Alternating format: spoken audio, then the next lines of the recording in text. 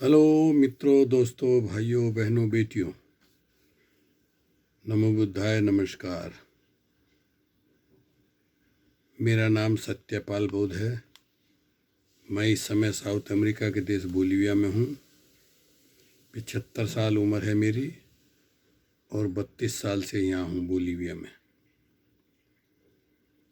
साथियों, मेरी वीडियो लंबी तो होती हैं लेकिन उनमें कड़वी सच्चाई छिपी होती है।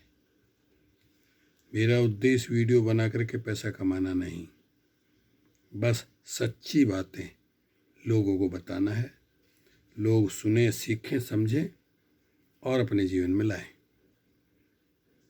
अक्सर मैं वीडियो बना कर भेजता रहता हूँ। मुझे इसलिए लाइक कम मिलते हैं क्योंकि मेरी बातें कड़वी और सच्ची होती हैं। आइए, नारी शिक्षा से कांपता सनातन धर्म। अभी जो आप भारत में देख रहे हैं वो कोशिश कर रहे हैं सनातन धर्म। पहले वो आर्य बने, फिर हिंदू बने, अब सनातन कह रहे हैं। रजनीकांत शास्त्री की किताब मैंने पढ़ी थी 50 साल पहले, हिंदू जाति का उत्थान और पतन। उसमें उसने लिखा, शास्त्री ने, रजनीकांत शास्त्री जी ने, कि हिंदू शब्द जो है ये फारसी भाषा का शब्द है और इसमें हिंदू का मतलब होता है काला, काफिर, चोर, गुलाम। लोगों ने पढ़ी तो आपको तो पता ही है, भारत में तो मनुवादी ब्राह्मणों का शासन है। उस किताब को बैन करा दिया गया था। और जब कोई बैन होती है तो किताब तो ज़्यादा और भी ज़्यादा पढ़ी जाती है। तो उस समय ये बताया गया कि आज अब उन्होंने हिंदू की जगह एक समय नारा दिया गया था, 75 की बात है, गर्व से कहो हम हिंदू हैं। हिंदू के दरवाजे पर लिख दिया गया। लेकिन आज जब उन्हें ये पता चला, महर्षि दयानंद जी ने भी बताया कि हम हिंदू नहीं, हम आर्य हैं। आर्य का मतलब होता है वीर, बहादुर, पवित्र, विद्वान। लेकिन जो भारत के मूल निवासी हैं उनकी समझ में आया आर्य मतलब आए हुए, बाहर से आए हुए। तो महर्षि दयानंद ने कहा नहीं, हम हिंदू नहीं, आर्य हैं। पंडित जवाहरलाल नेहरू ने भी अपनी बेटी को पत्र लिखा, उसमें बताया कि हम लोग बाहर से आए हुए हैं। अब देखिए कैसे जानकारी होती है। सन 65 में जब मैं गांव से शहर में आया तो उस समय गाजियाबाद में बुद्ध प्रिय मौर्य का बोलबाला था। रिपब्लिकन पार्टी का वो प्रचार कर रहे थे। उन्होंने लोगों को नमो बुद्धाय जय भीम करना सिखाया। उन्हीं के साथ में थे संगप्रिय गौतम भी। जब देखा कि इनका मामला बढ़ रहा है, ये तो मिशन की बात कर रहे हैं, बाबा साहब मिशन की, बुद्धप्रिय मौर्य को कांग्रेस ने खरीद लिया और संगप्रिय गौतम को बीजेपी ने खरीद लिया। और ये सिलसिला आज तक चल रहा है।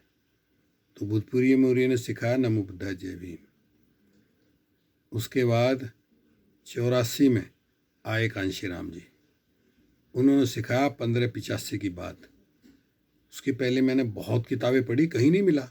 1585 की बात उन्होंने कही, 1585, कि भाई ब्राह्मण, क्षत्रिय, वैश्य, ब्राह्मण क्षत्रिय वैश्य ये तीनों 15% हैं। और इसके बाद जो शूद्र हैं, नाई, तेली, धोबी, कठिक, लुहार, कुमार, सुनार, चमार, महार, आहार, गडरिया, जाट, गुजर, ईसाई, मुसलमान, बौद्ध, ये 85% है। ये बात कांशीराम जी ने बताई। कांशीराम जी के बाद आए वामन मेश्राम। उन्होंने कहा कि ये 85% लोग मूल निवासी हैं, भारत भूमि में ही जन्मे हैं। हालात और स्थिति को देख करके इन्होंने परिवर्तन किया है। तो देखिए अब जो है मूल निवासी शब्द प्रचलित हो रहा है। ब्राह्मण, बनिया, क्षत्रिय वो अपने आप को मूल निवासी नहीं कहते। तो मूल निवासी कौन है? यही जो मैं बताया बहुजन समाज के लोग। तो अभी शब्द चल रहा है भारत में सनातन, आर्य से हिंदू है, हिंदी से सनातन, क्योंकि उन्हें समझ में आ गया कि हिंदू का मतलब तो गाली है। महर्षि दयानंद ने भी कह दिया ये तो गाली है, मुगलों द्वारा दी हुई गाली है, हम हिंदू नहीं हैं। नारी शिक्षा से कांपता सनातन धर्म। 9 साल की उम्र में शादी का धार्मिक शास्त्रीय प्रावधान इसलिए रखा गया ताकि स्त्री पढ़ ना सके। देखिए,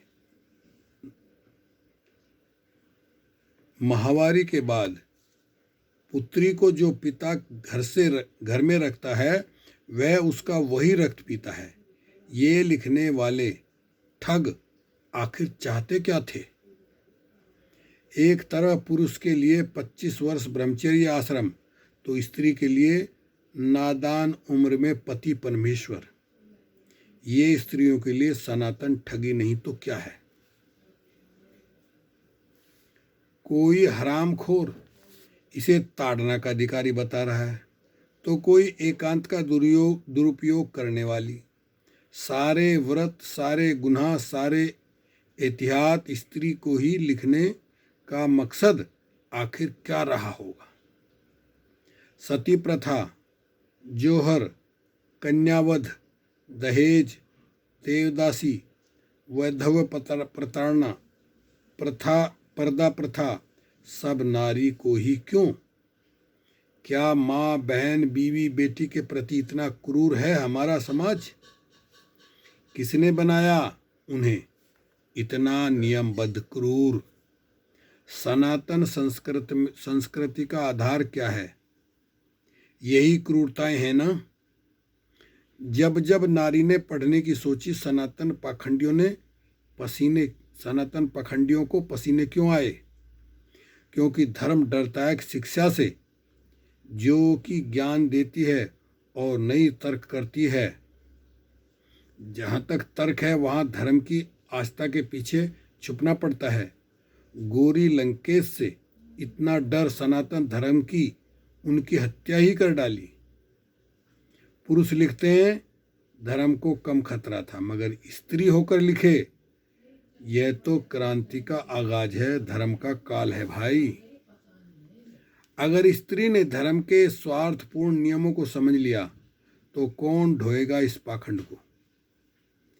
कलश यात्रा, जागरण, व्रत कथा, सत्संग कथाएं, रिवाज, दक्षिणा, जिद, सस्वर, नृत्य, आभूषण, बंधन, रिश्ते, समागम, पवित्रता, 7 जन्म, वचन, सब बोझ पुरुष के बस का थोड़े ही है।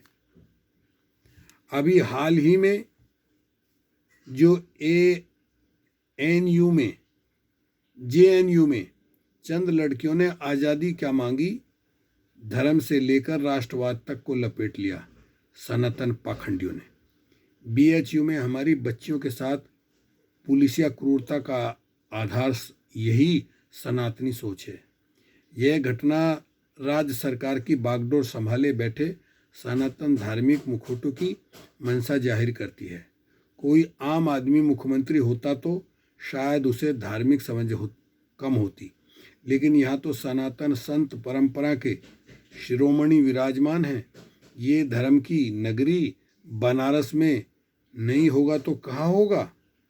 क्योंकि उसी बनारस में विधवाओं को सभी माननीय हकों से वंचित रखकर उनके बीमार पति परमेश्वर की मृत्यु पर सती या आत्महत्या का दंड देने की बहुत पुरानी परंपरा रही है। यहाँ नारी को जिस्म के रूप में देखने के आदि वहशी कुत्तों के लिए सब नारियां एक उपभोग की चीज, वस्तु मात्र हैं। बनारस हिंदू विश्वविद्यालय में जो घटित हुआ, JNU में जो हंगामा हुआ, यह नया नहीं है। इन्हीं पाखंडी ठगों के पूर्वजों ने पुणे में सावित्रीबाई फुले के साथ भी तो यही किया था। उनके कपड़ों पर गोबर कीचड़ डालने की बात तो सबने सुन रखी है, लेकिन क्या आप जानते हैं इन सनातनियों ने बालिका शिक्षा को बंद करने की दूसरी नीच साजिश कौन सी की? 1848 में भी भीड़ेवाड़ा बुधवार पेठ पुणे में जिस पहली बालिका स्कूल की स्थापना की गई थी, उस स्कूल के आजू बाजू बुधवार पेठ में आज भारत की दूसरी सबसे बड़ी जिस्म की मंडी कैसे बना दिया गया? रेड लाइट एरिया बसाने वाले लोग किस जाति वर्ग के होते हैं? धर्म की दुहाई देने वाले धर्म के होलसेलर, डीलर और ठेकेदार कौन लोग हैं? ये हम आसानी से समझ सकते हैं। कैसे बहुत ही नीचता से स्त्री शिक्षा के पहले पौधे के आसपास तेजाब बिखेरा गया, ताकि भविष्य में धर्म के खिलाफ किसी क्रांति का आधार ही न बन पाए। आज भी जब किसी लड़की द्वारा घर पर खुद से छेड़छाड़ की बात कही जाती है, अधिकतर परिवार उसको घर में कैद करने का उपचार करते हैं। रेप क्विंटिम को उसके कपड़े, रहन सहन और बेखौफ हंसी के लिए कोसा जाता है। आखिर क्या गुनाह हुआ उससे समाज का सृजनहारी बनने की क्षमता पाकर? काश हर औरत इस सनातनी धार्मिक साजिश को समझ पाती। मैं फिर दोहराऊंगा, संविधान नहीं होता तो नारी का अस्तित्व सिर्फ और सिर्फ भोग विलास की वस्तु होने के तक ही सिमट जाता। पौराणिक भागवत कथाओं की बजाय संविधान से प्राप्त नारी अधिकार की धाराओं के प्रचार कीजिए, ताकि कोई भी रिश्ता उससे कुछ भी धार्मिक प्रपंच के नाम पर लूट ना पाए। धर्म ग्रंथ नहीं, आईपीएस की धाराएं पढ़ाइए अपनी बेटियों को। व्रत नहीं, भरपेट खिलाइए अपनी बेटियों को। दहेज नहीं, अच्छी शिक्षा पर खर्चें। संस्कार नहीं, जूडो कराटे सिखाइए अपनी बेटियों को। और अगर उसके साथ कोई भी अनहोनी होती है तो उसे एहसास दीजिए कि पापा, पति या भाई उसे समाज द्वारा स्त्री होने की परंपरागत सजा नहीं थोपने देंगे। इसलिए शिक्षित बनो और शिक्षित बनाओ, संगठित रहो और संगठित करो, संघर्ष करो, जागो भारत जागो। ये वीडियो आप शुरू से आखिर तक मेरी सुनिए, कितनी सच्ची और कितनी कड़वी बात इसमें कही गई है। यदि आप सुनेंगे, लाइक कीजिए, कमेंट कीजिए, सेंड कीजिए और आगे अपने मित्रों को भेजिए। यदि आप चाहते हैं कि भारत में नारी जागरूक हो। ओके, शुक्रिया, धन्यवाद।